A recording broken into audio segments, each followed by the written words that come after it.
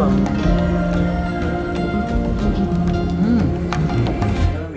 အန်ကယ် page လေးကနေပြီးတော့မှပြန်နေကြည့်ဆိုလိုက်ပါတယ်ဒီနေ့အန်ကယ်တို့ကဒီကောင်လေးကိုသုံးပြီးတော့ in တစ်ခွက်ချက်ပြပါမယ်အကောင်ကကျတော့ဘာလို့ခေါ်လဲဆိုတနည်းရေချေလို့ခေါ်တယ်ပေါ့နော်နောက်မှအသေးစိတ်ရှင်းပြမယ်တနည်းရေဆိုတာကအန်ကယ်တို့တနည်းရေချိုခံပြီးတော့ဒီနေ့ချိုကိုမတိမ့်မဲနဲ့တ냐လောက်အချိန်ဖောက်ထားလိုက်တဲ့ခါကြားလာတဲ့အနေလေးတွေကိုတနည်းရေချေလို့ခေါ်ပါတယ်အင်ကယ်မိုးချင်အနေနဲ့ကတော့အန်ကယ်တက်ဖက်ရွက်ချက်သွင်းချက်သွင်းဖြူချင်းရယ်စပယ်လင်းကိုသုံးပါမယ်ပြီးရင်တော့ချက်လေးအန်ကယ်သုံးပါမယ်ပြီးရင်တော့ငရုတ်ကောင်းလေးနဲ့ငရုတ်တီးလေးနဲ့သုံးပါမယ်ဆိုတော့ let's goဆိုတော့ပထမဆုံးကတော့ချက်သွင်းလေးတွေရင်ရေးထားပါမယ်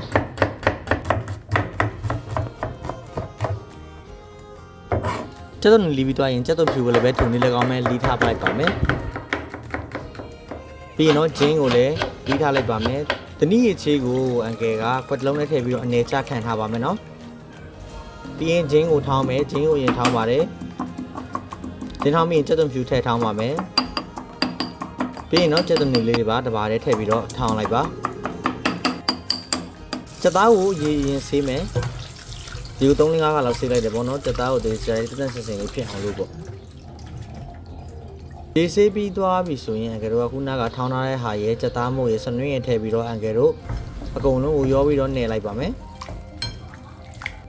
ခဏနဲ့ထားမယ်ပေါ့နော်နှထားစဉ်တော့တည်းမှာအန်ကယ်တို့ဖက်ဖက်ရွက်ကို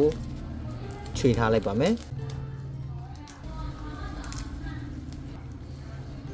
အဲ့လိုမျိုးအနေကျသွားတဲ့ခါကျရင်အန်ကယ်တို့ကအရည်လေးတွေကိုအပေါ်ရန်ရည်လေးတွေကိုခတ်ထုတ်ပေးလိုက်ပါအဲ့အရည်တွေကချင်းပါတယ်အားကြောင့်ခတ်ထုတ်ပေးလိုက်ပါ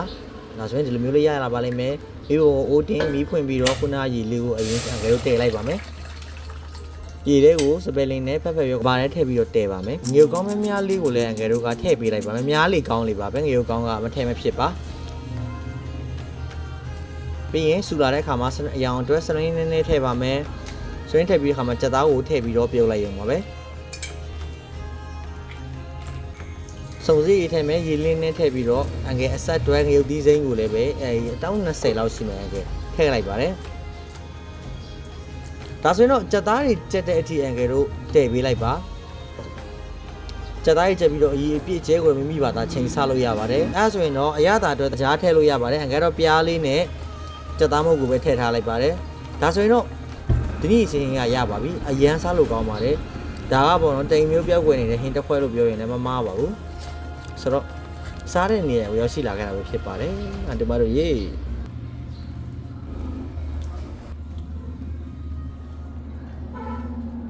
ဆိုတော့ဒီနေ့အန်ကယ်ကဟင်းရတစ်ခွက်ပဲချက်တယ်။ချွေထူးတော့မရှိဘူးဒါပေမဲ့အဲ့ခွင်းနဲ့ပဲစားမယ်။ဒီနေ့စီးရင်ပေါ့နော်။ဟင်းရနည်းချွေနေတော့စားခြင်းစိတ်ပေါက်လာ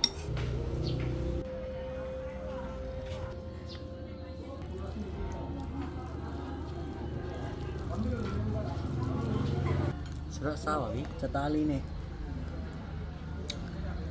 မိမိစီစားကြပါဦး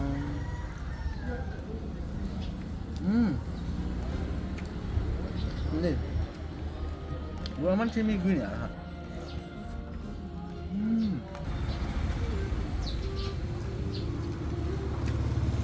အော်ဒီကဘာနဲ့မှမလဲနဲ့အရင်ကောင်းမိကြီးရလေတလား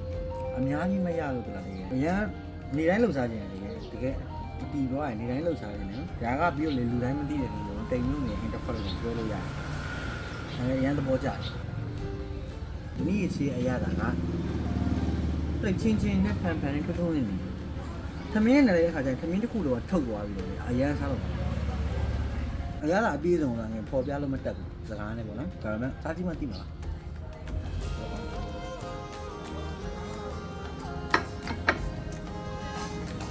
ဒီဟင်းလေးရတကယ်အားတကယ်တမ်းအဲ့ဟင်းကစိုင်မှာတင်ပြီးတော့ရောင်းတင်နေဟင်းစားလို့တော့မတွေ့ဘူးဒါပေမဲ့ကိုယ့်အမှုချက်စားတာအရင်စားလို့ပါတော့ဗီဒီယိုဆုံးဖြတ်ချက်တွေအားလုံးကိုကြည့်တင်ပါတယ် like follow and share လို့ကိုလည်းမြင်နေပါတယ်ခင်ဗျာ bye bye